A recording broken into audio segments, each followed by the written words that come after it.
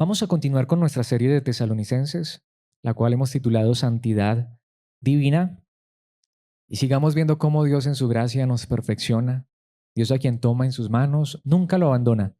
Él nos va a perfeccionar, y a pesar de que vemos tantos errores y tantas fallas en nuestras vidas, podemos estar seguros, Él nunca nos va a soltar. Él nunca nos va a dejar.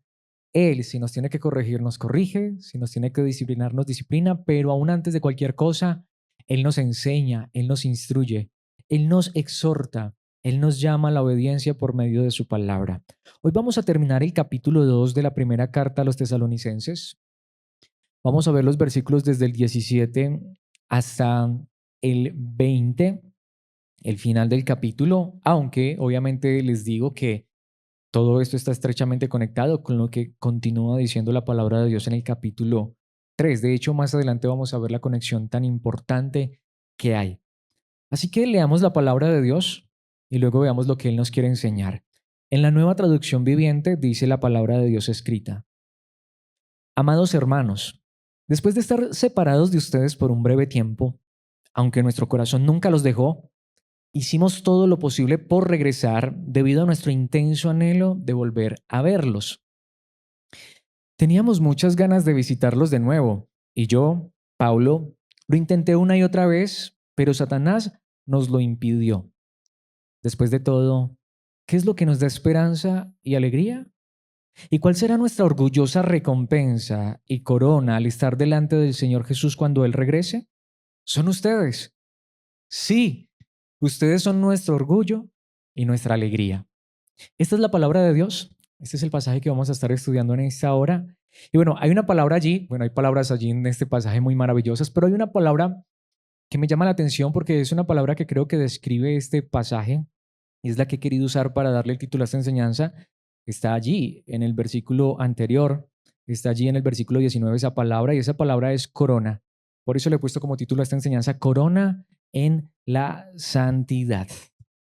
Ahora, yo quiero decir algo. En esta introducción yo quiero ser un poco crítico, no tanto con los demás, sino que es que yo recuerdo que a mí me enseñaron que los pastores iban a recibir una corona especial, una corona más aparte de la corona que todo cristiano recibe.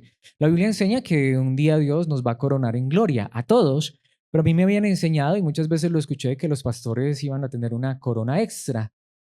La pregunta ¿es eso cierto? ¿Será que eso es verdad? Bueno, de hecho, y quiero también recordar esto porque hay muchos cristianos que han pensado así, y por eso les digo, puede que suene un poco crítico, pero lo digo es con honestidad. Nos hemos preguntado si esto realmente la Biblia lo enseña. A muchos de nosotros nos enseñaron que de hecho en nuestra corona iban a haber perlas, y que por cada persona a la que nosotros le predicáramos el evangelio era una perla en nuestras coronas, y que también que si de pronto nosotros le predicábamos la palabra a una persona, entonces Dios ponía esa perla, pero que si esa persona se alejaba, se apartaba, pues como que Dios arrancaba la perla. Típico como cuando Dios está escribiendo nuestro nombre en el libro de la vida, y lo está borrando, lo está escribiendo y lo está borrando. Parece ser que en muchos cristianos Dios les está poniendo perlas y se les está quitando, y hasta otros les está dando coronas más grandes. La pregunta ¿es esto verdad? Bueno, lo que quiero decir es que no hay fundamento bíblico para esto, a excepción de unos pasajes que parece que dan a entender que ciertamente sí hay una corona especial para los predicadores, para los pastores. Pero ¿de qué se trata esto? Solo hay un pasaje que parece que lo da a entender de manera muy literal. Por eso quiero traer este pasaje en esta introducción, y uno más antes de que veamos dos puntos en esta enseñanza. Por eso es que quiero que vayamos a la primera carta de Pedro en esta introducción.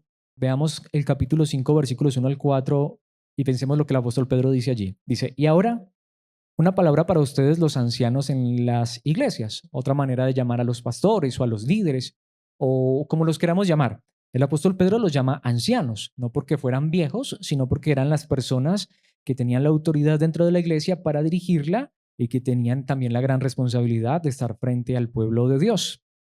Pedro dice también: soy un anciano y testigo de los sufrimientos de Cristo, y yo también voy a participar de su gloria cuando Él sea revelado a todo el mundo. Como anciano igual que ustedes, les ruego, y allí viene la petición de Pedro a los ancianos, a los pastores, a los líderes de la iglesia, versículo 2. cuiden del rebaño que Dios les ha encomendado. Háganlo con gusto, no de mala gana, ni por el beneficio personal que puedan obtener de ello, sino porque están deseosos de servir a Dios. Pedro sabía que hay un beneficio personal. Pedro sabía que a veces esta labor también puede ser tan difícil que, hombre, uno se puede frustrar y puede hasta a veces decir no quiero más o en fin, pero él dice, háganlo con gusto, háganlo de buena gana. No lo hagan porque obtienen algún beneficio, sino porque están deseosos de servir a Dios. Y tanto que hace una advertencia muy grande, versículo 3, no abusen de la autoridad que tienen sobre los que están a su cargo. Ciertamente hay una autoridad, tanto que Pedro dice, cuidado, no abusen de esa autoridad. Es verdad, los ancianos, pastores, como los queramos llamar, sí hay autoridad dada por Dios, pero hay que tener cuidado. No se debe abusar de su autoridad, sino guíenlos con su buen ejemplo. La mejor autoridad que tiene un líder de iglesia es su ejemplo, aunque tiene autoridad, por supuesto. Y tiene que tener cuidado de no abusar de esa autoridad. Pero aquí es donde llega posiblemente la referencia que muchos han usado, pero quiero que veamos cómo la palabra de Dios deja claro que ciertamente sí hay una corona para los pastores, pero no es como nos la han enseñado. Dice el versículo 4, así que cuando venga el gran pastor, como dice otra traducción, el pastor de los pastores, recibirán una corona. ¿Pero de qué? De gloria y honor eternos. Es decir, sí va a haber un reconocimiento. Lo que pasa es que esta no es una corona literal. No es que Dios a ti te va a dar una corona y a mí me va a dar una corona doble por ser pastor. Lo que está diciendo es que la labor que los pastores o ancianos, como los queramos llamar, realizamos, Dios la va a recompensar en la eternidad, como va a recompensar todas las cosas. Obviamente, y esto no es lo que les digo, que es que Dios te va a dar a ti una corona. No sé, a lo mejor tú tengas una, dos, tres perlas o no tengas ninguna. Bueno, eso no es cierto, eso no está en la Biblia. Y que a mí me va a dar una corona doble o triple o yo no sé de cuántos pisos y si va a tener muchas perlas. No, eso no es verdad. A todos nos va a dar la misma corona. Lo que pasa es que Dios va a recompensar, porque en el contexto esto es simbólico. Y una corona se le ponía, por ejemplo, a los que corrían en el estadio, a los atletas, y al que ganaba se le ponía una corona de laurel reconociendo que había terminado su carrera. Es eso. Y eso es lo que la palabra de Dios está aquí diciendo, que Dios va a recompensar la labor que hagamos, pero de hecho esta es una palabra de aliento para cuando aquellos que Dios nos permite estar frente a la iglesia nos desanimamos, porque también nos pasa. Cuando a veces entendemos que esta labor es tan difícil, pero parece que las demás personas no lo entienden, cuando a veces esto es una carga tan pesada que quisiéramos decir no puedo, no voy más, entonces es una palabra de aliento. La recompensa por ser pastor, si lo hago bien también, porque si no, a ver, es castigo. Pero la recompensa que Dios me va a dar, y perdónenme por utilizarlo de manera personal, porque por la gracia de Dios soy pastor, no porque sea mejor ni lo merezca, pero sí, Dios, si hago las cosas bien, yo, Alex, si hago las cosas bien, Dios me va a dar una recompensa por ser pastor. ¿Pero cuándo? Pues mis hermanos, en la gloria eterna. ¿Por qué es esto tan importante? Alguien diría, pero entonces esto es una predicación para Alex. No, es una predicación para todos. ¿Saben por qué? Porque es ahí donde tú debes preguntarte si esto es lo que busca tu pastor, tu líder, tu anciano o tus pastores, líderes o ancianos. ¿Buscan la gloria en esta tierra? ¿Buscan la recompensa en esta tierra?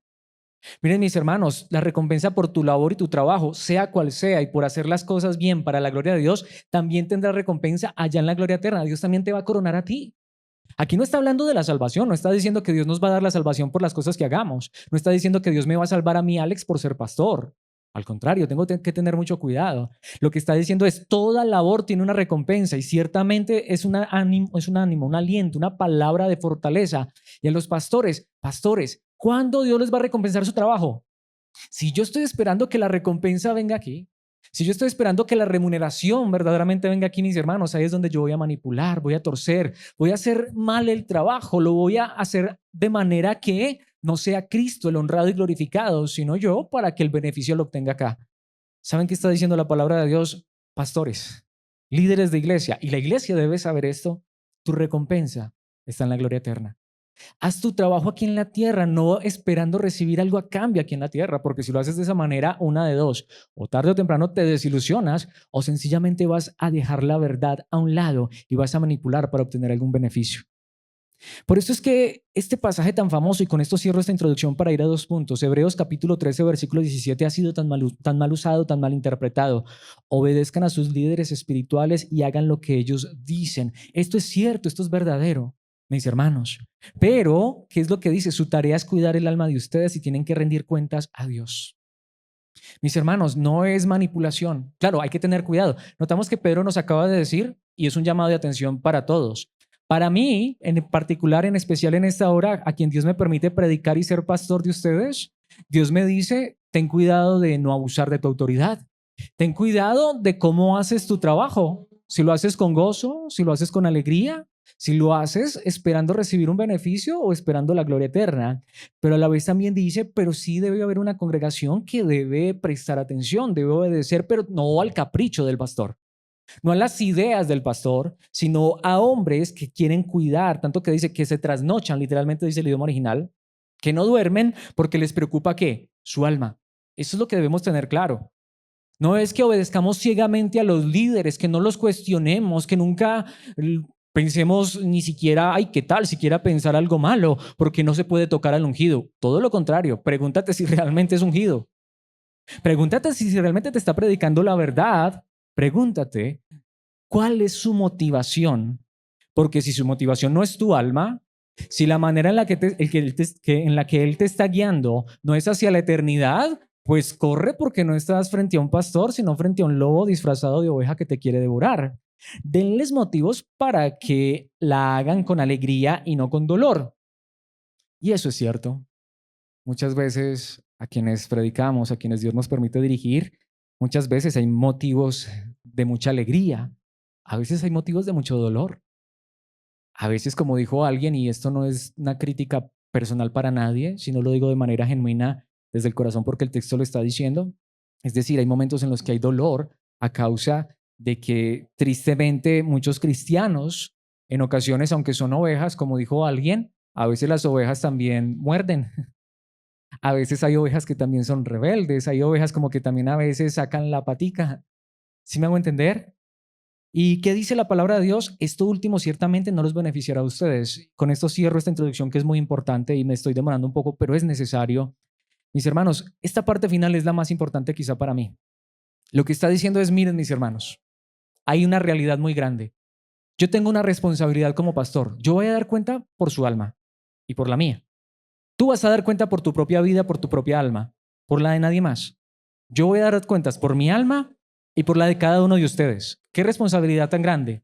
Pero, si yo hago bien el trabajo, si yo con la gracia de Dios soy un buen pastor, imitando al pastor de los pastores, a Jesucristo, y les estoy dando el alimento correcto y estoy predicando la palabra correctamente y no estoy abusando de mi autoridad, eso no es garantía de que todas las ovejas se comporten de la manera correcta. Lo que aquí está diciendo la palabra de Dios es, si tú no obedeces una guía correcta de líderes que no abusan, sino que se preocupan por tu alma, en ese caso ya la responsabilidad no cae sobre mí y no es como que aquí yo me esté lavando las manos. Pero vamos a ser honestos, mis hermanos. Mi labor, mi trabajo, que es arduo, que es demasiado difícil, que es demasiado fuerte, que es demasiado grande, que es una enorme responsabilidad, es guiarlos, es enseñarles la verdad, es ser fiel a la palabra, es honrar el nombre de Cristo y su palabra cada vez que Él me permita ejercer como pastor, cada vez que Él me permita darte un consejo, predicar de la palabra. Ya si tú no obedeces, es tu responsabilidad porque yo no te puedo obligar y esto ciertamente no te va a traer beneficio a ti. Claro, el problema estaría en que sea yo el que los desvíe, ahí sí grave de mí. Pero nuevamente, si estamos enseñando la verdad, mis hermanos, al final de quién es entonces la responsabilidad de responder a la verdad.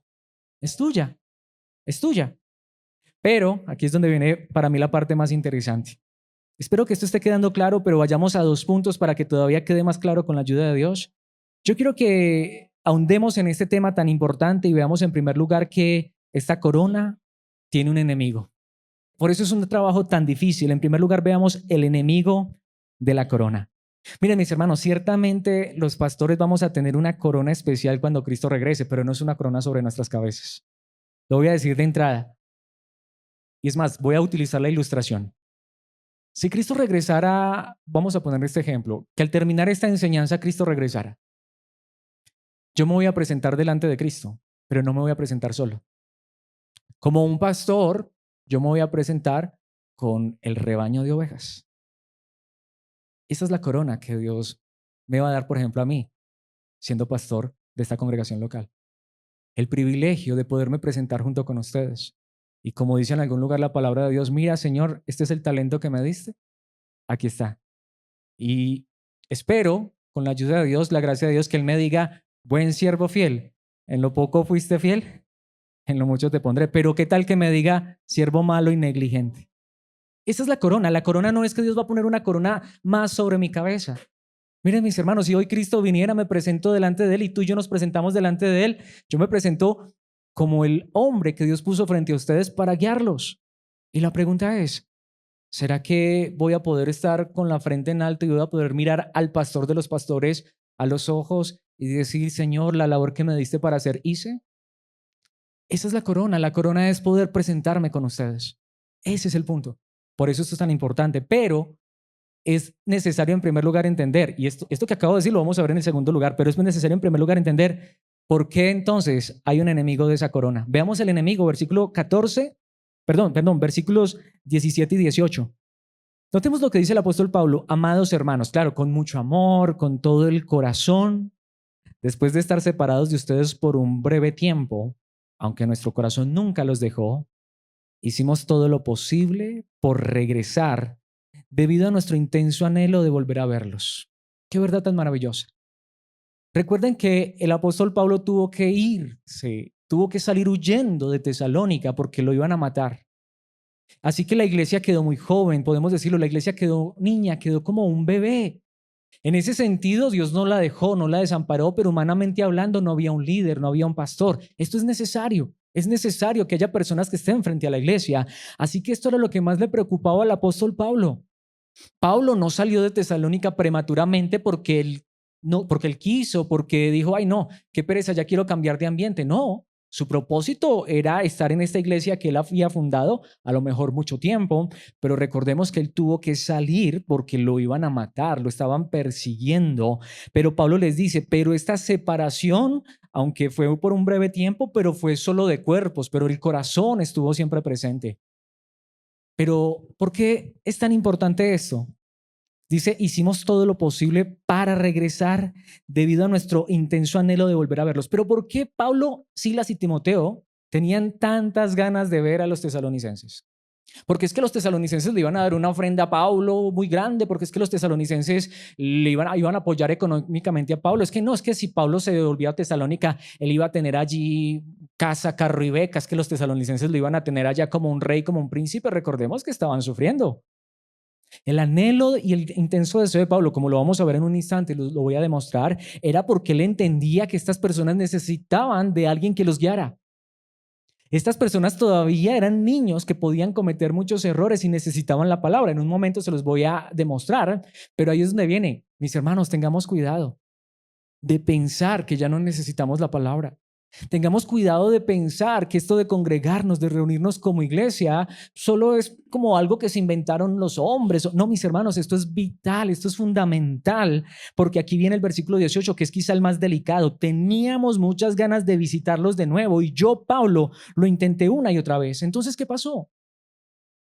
Miren, mis hermanos, aquí es donde hay que decirlo. Perdón lo que voy a decir de esta manera. Ustedes saben que no me gusta mencionar mucho a este personaje, pero cuando hay que mencionarlo, hay que mencionarlo. Cuando la Biblia lo menciona, pero ahí sí tenemos que decirlo. Ahí sí tenemos que ver el diablo donde el diablo está.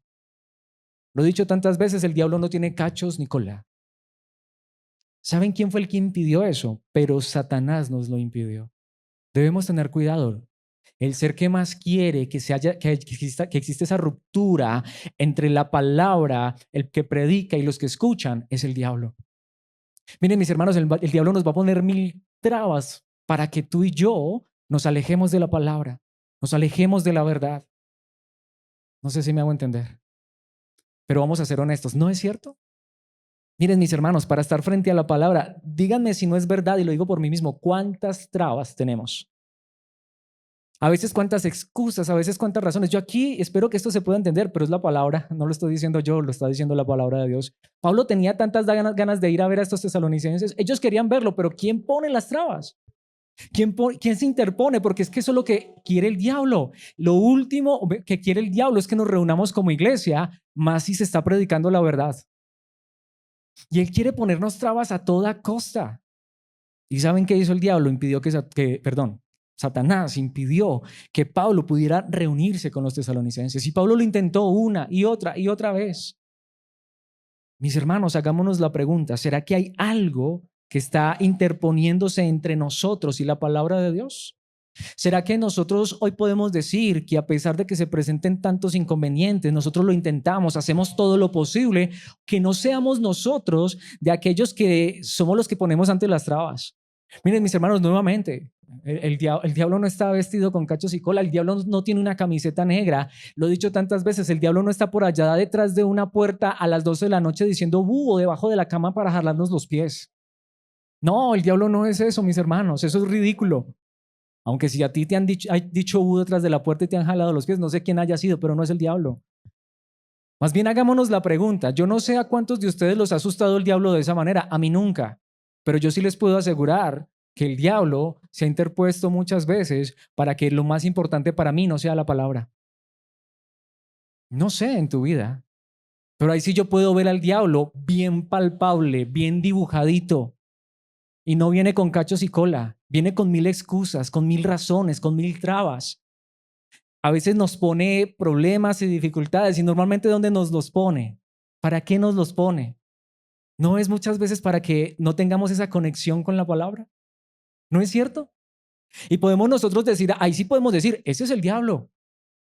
Lo último que el diablo quiere es que nos reunamos como iglesia, porque él mejor que nadie sabe que la palabra nos perfecciona, que la palabra nos santifica, que la palabra nos edifica, que la palabra nos corrige. Lo voy a decir de esta manera, mis hermanos. Nuevamente, es que no es que congregarme me salve, no es que estar frente a la palabra sea lo que me salve, porque lo que me salva es Cristo, su evangelio, lo que Él hizo en la cruz. Pero recordemos que Dios no solamente nos salvó para perdonar nuestros pecados, Él nos salvó para conformarnos a la imagen de su Hijo Jesucristo y estar frente a la palabra, poder tener un tiempo de reunión como iglesia donde haya un cuerpo, donde haya unas ovejas y donde haya alguien que enseñe la palabra verdadera. Mis hermanos, es lo más grande que Dios nos puede dar después de salvarnos. Es lo más glorioso. Y si en algún momento nosotros lo hemos menospreciado, de pronto han venido los afanes, las preocupaciones, los conflictos, pregunta, ¿de dónde han venido? Mis hermanos, se lo voy a decir, y así lo podemos decir con total seguridad porque la Biblia lo enseña y en un momento lo corroboro a través de la palabra. Ese sí es el diablo. Ese sí es el diablo. Es más, tengo que adelantarme. Obviamente esto con la ayuda de Dios lo vamos a ver dentro de 8 días, pero quiero demostrarles que el intenso deseo de Pablo de ir a Tesalónica, de regresar, de volver, era la palabra. Versículos 1 al 5 del capítulo 3, que es el pasaje que sigue. Por último, cuando ya no pudimos soportarlo más, es el pasaje que sigue, es el capítulo 3, decidimos quedarnos solos en Atenas, está hablando de Pablo y Silas, y enviamos a Timoteo para que los visitara. ¿Pero para qué? Él es hermano nuestro y colaborador de Dios en la proclamación de la buena noticia de Cristo. Lo que está diciendo es, él ahora pudo ir. Pablo y Silas no pudieron ir, pero Timoteo pudo finalmente ir para predicarles la buena noticia, para seguirlos instruyendo en el Evangelio. Lo enviamos a ustedes para que los fortaleciera, los alentara en su fe y los ayudara a no ser perturbados por las dificultades que atravesaban. Para eso fue que Pablo estaba ansioso por ir nuevamente a Tesalónica. Por eso era el que él quería regresar. Y como no pudo él, ni pudo también Silas, enviaron a Timoteo. ¿Sí notamos? Pero ustedes saben que estábamos destinados a pasar tales dificultades.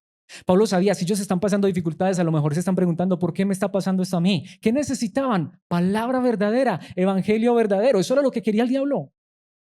Lo que quería el diablo era que se despreocuparan de la palabra, que se alejaran de la verdad. Puso trabas, mis hermanos, puso problemas, puso dificultades, pero a la vez también, cuando venían los problemas y las dificultades, entonces es el diablo el que nos dice, mire, no pues que es hijo de Dios, pero si estuviéramos frente a la palabra, nos daríamos cuenta cómo la palabra nos fortalece, y la palabra nos dice que aunque haya problemas y dificultades, Dios no nos ha abandonado, que aunque haya conflictos, situaciones difíciles, Dios no nos ha abandonado y la muestra de ello es que Él nos sigue alimentando con su palabra. El problema es que muchas veces nosotros somos los que nos alejamos de la palabra sin darnos cuenta que esa es la traba que nos está poniendo el diablo. Qué fuerte, ¿no? Qué fuerte. Versículo 4. Aun cuando estábamos con ustedes les advertimos que las dificultades pronto llegarían y así sucedió, como bien saben. Miren, mis hermanos, el diablo prefiere que haya montones de personas, aún escuchando la palabra, pero que les digan, pero mira, no tienes por qué sufrir. Mira, no tienes por qué pasar estas dificultades. Notemos que aquí Pablo está diciendo lo contrario. ¿Saben por qué el diablo nos estaba impidiendo regresar a ustedes para seguirles predicando? Porque lo que el diablo quiere es que cuando lleguen las dificultades ustedes piensen que Dios los abandonó. Pero al contrario, nosotros les predicamos que las dificultades llegarían y llegaron.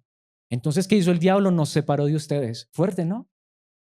Por eso él quería volver. Finalmente el que pudo volver fue Timoteo. Versículo 5. Por esta razón, cuando ya no pude más, envié a Timoteo para averiguar si la fe de ustedes seguía firme.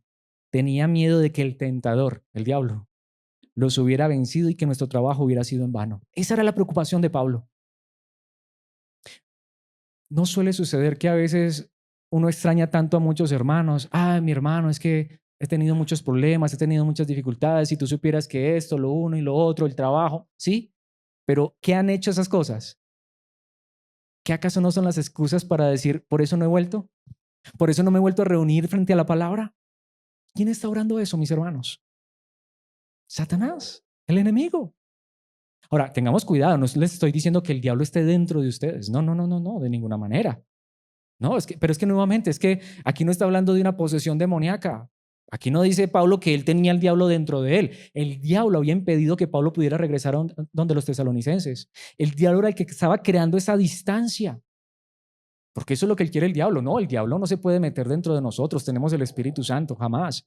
Eso sí, cuidado con eso. Hay quienes piensan eso. No, pero él sí puede interponerse en medio nuestro para que nosotros pensemos que esto de la palabra, de estar frente a la verdad, no, no, eso es cualquier cosa. Cualquier otra cosa puede ser más importante. No, mis hermanos, que Dios nos lleve a entender por su gracia que lo que nos ayuda a estar firmes en la fe, a ser fortalecidos, es estar frente a la palabra. Entre más nos alimentemos, más fuertes.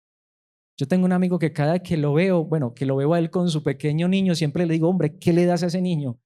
Ese niño cada que yo lo veo es más grande, más fuerte. Yo, hombre, ¿qué alimento será el que le dan? ¿Alguna vez has conocido así? Mis hermanos, eso debe ser para nosotros la palabra, alimento. Cada que nos reunimos como iglesia estamos siendo fortalecidos. Lo voy a decir de esta manera. Cada que nos reunimos como iglesia, si estamos frente a la verdad, le estamos haciendo la guerra al diablo. Y lo que más quiere el diablo es separarnos. Lo que más quiere el diablo es que dejemos de congregarnos por cualquier razón. A veces hasta con razones válidas, pero la pregunta que yo quiero hacer, ¿habrá realmente una razón válida? Cuando nosotros entendemos que sea lo que sea que se esté presentando es el diablo quien está obrando, uno podría decir, pero es que a Pablo lo estaban persiguiendo para matarlo y Pablo regresar podría costarle la vida. A Pablo no le importaba. Él quería regresar, pero el diablo se lo estaba impidiendo. Si Pablo no regresó fue porque no pudo, pero hizo hasta lo imposible. Envió a Timoteo. Lo que él dijo es, yo no puedo dejar que estos cristianos sigan sin palabra. ¿Sí notamos? Ahora, no era tampoco porque los tesalonicenses no quisieran congregarse. Aquí la pregunta es, preguntémonos, porque suele suceder, a veces hay cristianos hambrientos, sedientos de palabra, y hay pastores que hacen la palabra a un lado para traer chistes, cuentos, presentaciones, conciertos y un montón de cosas para entretener a la gente y no predicar. Preguntémonos en este caso, ¿quién está descuidando qué? A veces son los líderes quienes descuidan la palabra, a veces son los cristianos quienes descuidan la palabra. Que Dios nos ayude y nos guarde, porque si eso está pasando, mis hermanos, ahí sí podemos decir que el diablo está influyendo en nuestras vidas. Pablo dice, tenía miedo de que el tentador los hubiera vencido y que nuestro trabajo hubiera sido en vano.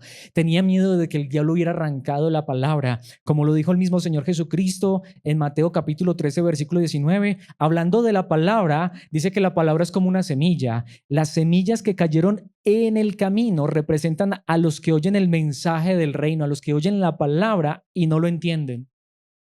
Entonces viene el maligno y arrebata la semilla que fue sembrada ¿en dónde? En el corazón.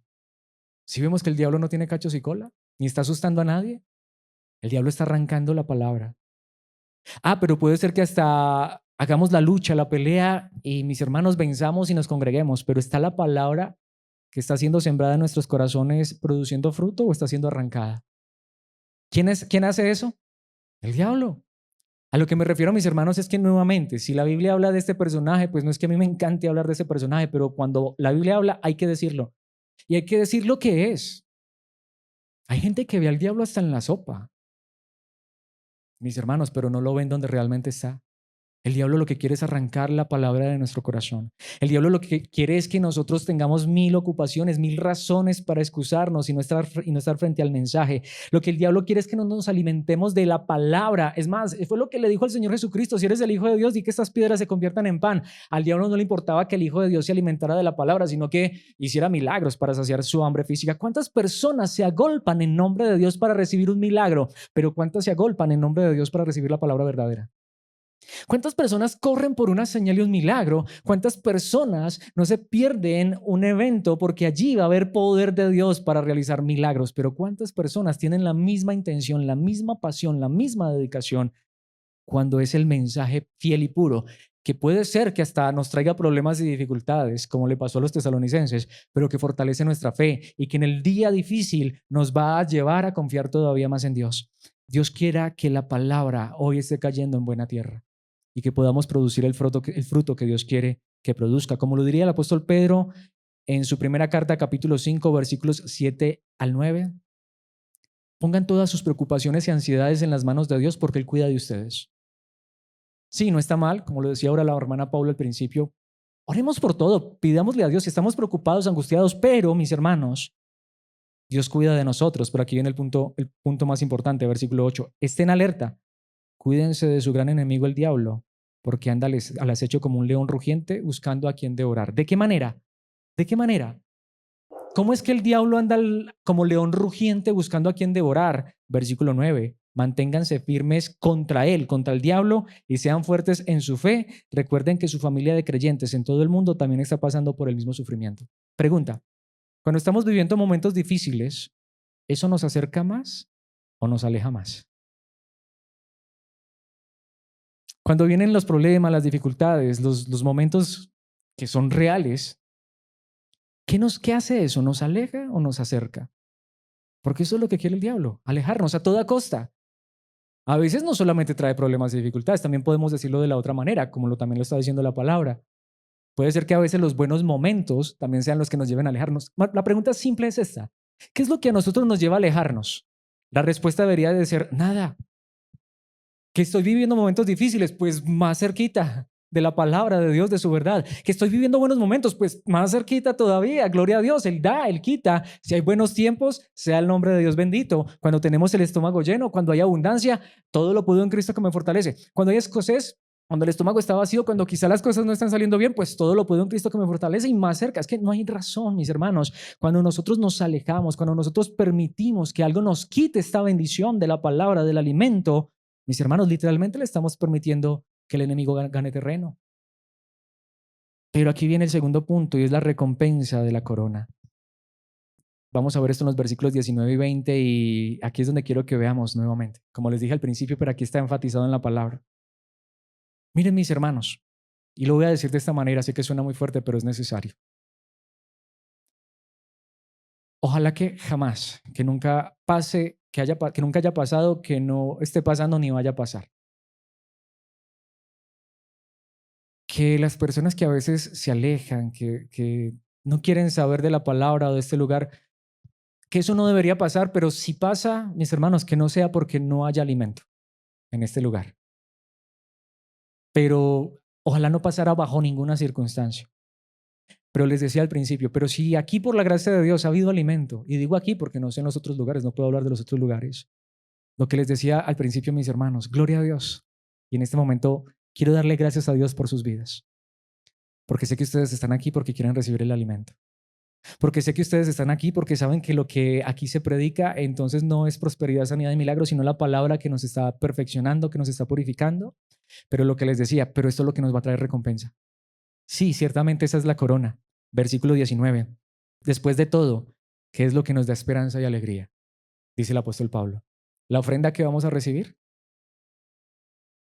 ¿Qué es lo que nos da esperanza y alegría? ¿Y cuál será nuestra orgullosa recompensa? Y allí está la palabra, y corona.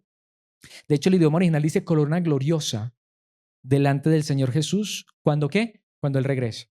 ¿Saben qué es lo que está diciendo Pablo? Porque ya lo vimos anteriormente. Pablo no iba por el dinero de las personas. A Pablo no le importaba eso. Él quería era predicar la palabra. Y la preocupación de Pablo era, yo sé que esas personas necesitan la palabra. Esa debe ser la verdadera y mayor preocupación de todo predicador. Yo sé que tú necesitas la palabra. Yo necesito la palabra.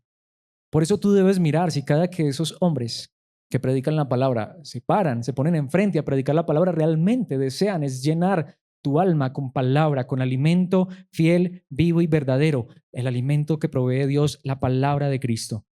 Porque saben una cosa, mis hermanos, ¿cuál es la corona? ¿Cuál es la recompensa para Alex cuando Cristo regrese? Allí está la palabra, al final. ¿Son qué? Ustedes. No es que a Alex le van a poner otra corona distinta a la que tú tengas. Si Cristo llegara ahora y yo me presentara delante de Cristo junto con ustedes, rebaño de Cristo, pero a quien Dios me ha permitido predicarles, ustedes son mi corona, ustedes son mi recompensa, ustedes son el fruto de la obra de Cristo en la cruz, pero es el fruto del trabajo que Dios me permite hacer aquí al ser edificados.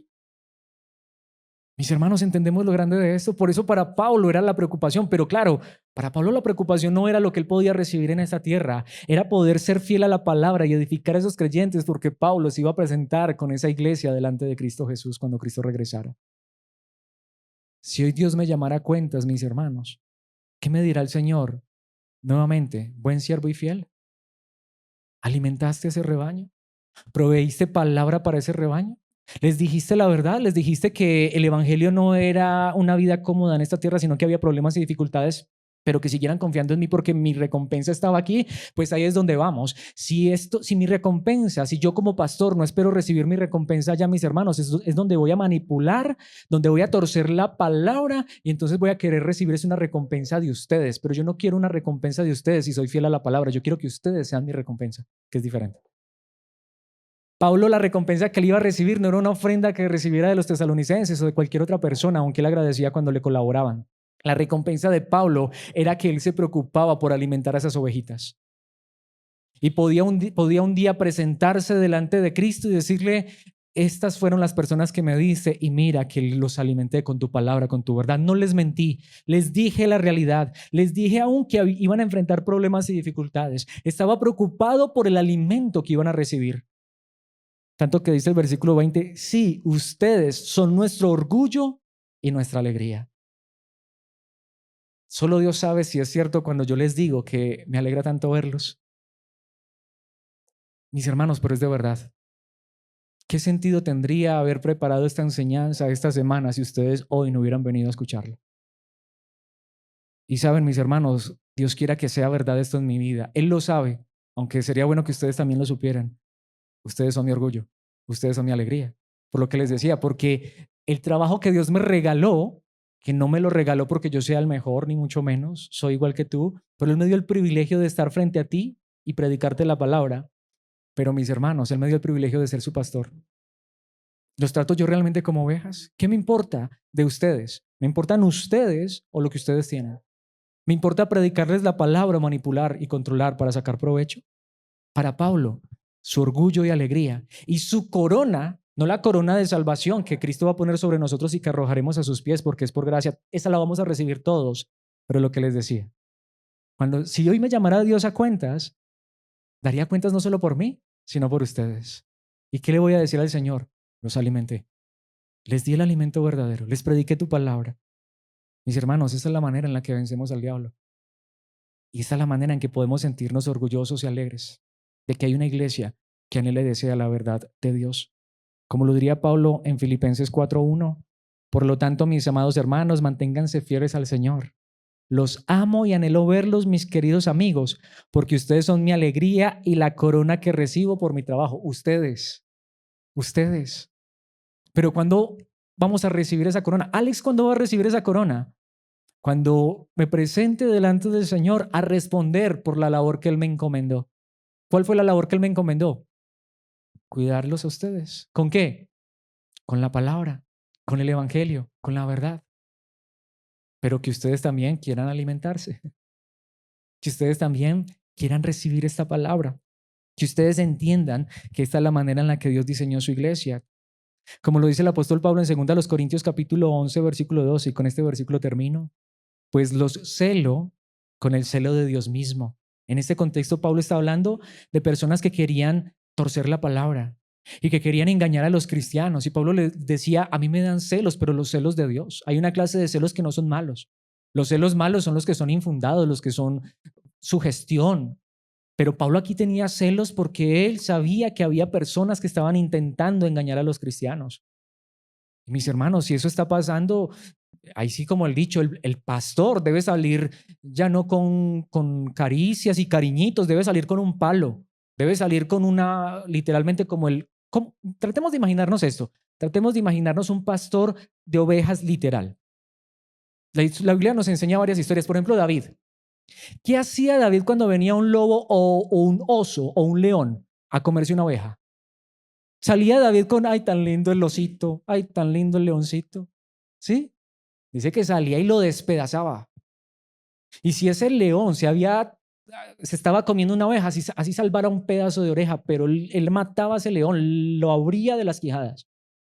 Porque ese era el trabajo que Dios le había dado. Y él decía, el Señor me va a dar las fuerzas para enfrentarme a ese león. El pastor tiene que estar dispuesto a eso. Cuando ve que hay una oveja que está cayendo en manos del lobo, el pastor no puede decir, ay, pero pobrecito el lobo, no, pobrecito la oveja. Pero ¿cómo lo hacemos con la palabra?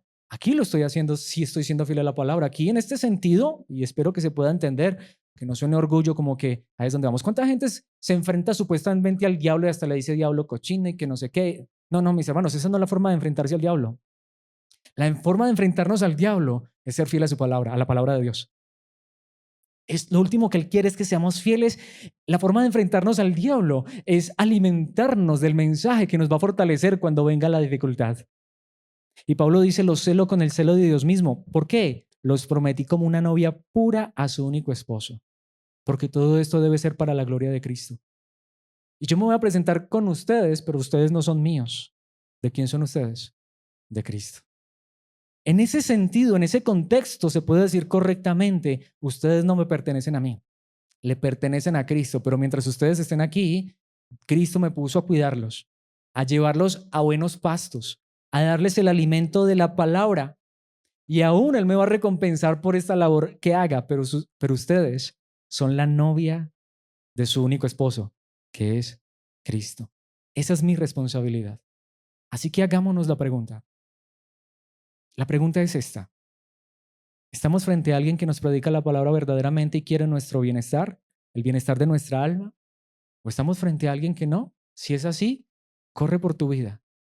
Pero hagámonos la otra pregunta. Si hay un lugar donde se predica la palabra, donde se está siendo fiel a la palabra, donde tú puedes encontrar personas que están buscando predicar la palabra de Dios fielmente, ¿seremos nosotros los que estamos menospreciando la palabra? Saben, mis hermanos, corona en la santidad. La palabra nos va a ayudar a vivir en santidad. Y si esto es cierto, entonces, aunque haya un enemigo, lo vamos a vencer, mis hermanos, sí, con la fuerza que Dios nos da, pero siendo fieles a la palabra de Dios. Yo necesito ser fiel al predicar. ¿Es eso verdad? ¿Creen ustedes que es necesario que yo lo haga? ¿Creen ustedes que mi responsabilidad es ser fiel al predicar? Pero ¿cuál es la responsabilidad de ustedes? Responder al llamado de escuchar la palabra. Ustedes deben ser fieles no a Alex, no a este lugar, ser fieles al llamado de la palabra, alimentarnos. Por eso les decía, no fieles a un lugar, porque Dios no lo quiera, pero si Alex dejara de predicar la palabra, corre a un lugar donde te prediquen. Pero si se está predicando la palabra, mis hermanos, esta palabra es la que nos va a santificar, esta palabra es la que nos va a perfeccionar, esta palabra es la que nos va a hacer conformes a la imagen de Cristo. ¿Entienden por qué esta palabra tiene un enemigo? ¿Entienden por qué el enemigo nos quiere poner tantas trabas para que no escuchemos la palabra? Pero mis hermanos, si somos fieles a la palabra, tanto ustedes como yo, cuando lleguemos a la presencia de Cristo, seremos recompensados. Recibiremos corona. Mis hermanos, yo quiero que ustedes sean mi corona. Pero ustedes también recibirán una corona por esa obediencia, por esa entrega, por esa respuesta a la palabra. La manera en la que quiero que cerremos esta enseñanza es, orémosle a Dios. Pidámosle que nos ayude a entender cuán importante es la palabra. Para mí como predicador, pero para cada uno de ustedes como ovejas que necesitan ser alimentados. Padre nuestro que estás en los cielos, gracias por tu palabra, gracias por tu mensaje. Seguro que este es un mensaje de exhortación, pero es necesario. Ayúdanos a entender cuán importante es tu palabra. Para Pablo tan importante era tu palabra que él lo dejó todo. Es más, no le importaba si arriesgaba su vida por devolverse a Tesalónica para que estos cristianos fueran fortalecidos, para que su fe no decayera, para que crecieran sanos, fuertes en tu verdad. Hizo hasta lo imposible, pero entendemos que hay un enemigo. Lo estaba impidiendo, pero al final Pablo encontró la manera y envió a Timoteo. Ayúdanos a que nosotros tengamos ese mismo ahínco. Te lo pido de manera personal, ayúdame que para mí como predicador, no importa si hay preocupaciones, si hay conflictos, si hay dificultades, lo que sea que haya a nuestro alrededor, Señor, que me recuerdes todo el tiempo que lo más importante es que yo sea fiel a tu palabra al predicar. Que nada me distraiga, Señor, de tu palabra, porque me has dado una labor muy grande, una responsabilidad muy grande, pero a la vez te pido por aquellos que escuchan, que puedan entender que este es el alimento más nutritivo para el alma, que esta es la verdad más grande que nos puedes dar después de salvarnos, que por eso hay un enemigo que se quiere oponer, que podamos comprender que el alimento de tu palabra, como lo decía el salmista, debe ser más dulce que la miel, que el alimento de tu palabra sea mejor que el oro y la plata, que el alimento de tu palabra sea más grande y se imponga, se sobresalte sobre las dificultades, problemas y angustias de nuestra vida, que podamos entender cuán importante es alimentarnos, porque no vivimos solo de pan, sino de toda palabra que sale de tu boca. Pero Señor, ayúdanos a ser fieles a tu palabra y alimentarnos día tras día de tu verdad, para ser fortalecidos, tanto en los buenos como en los malos momentos, para que esta palabra pueda ser sembrada en nuestros corazones y encuentre allí en el corazón una tierra que ha sido arada para que el fruto se produzca y podamos vivir para honra y gloria de tu nombre. Guárdanos, Señor, de que el enemigo arranque la palabra del corazón. Guárdanos, Señor, de que el enemigo traiga distracciones para que la palabra no sea lo más importante. Esto no nos salva, porque lo que nos salva es tu gracia y lo que has hecho a través de tu amado Hijo Jesucristo.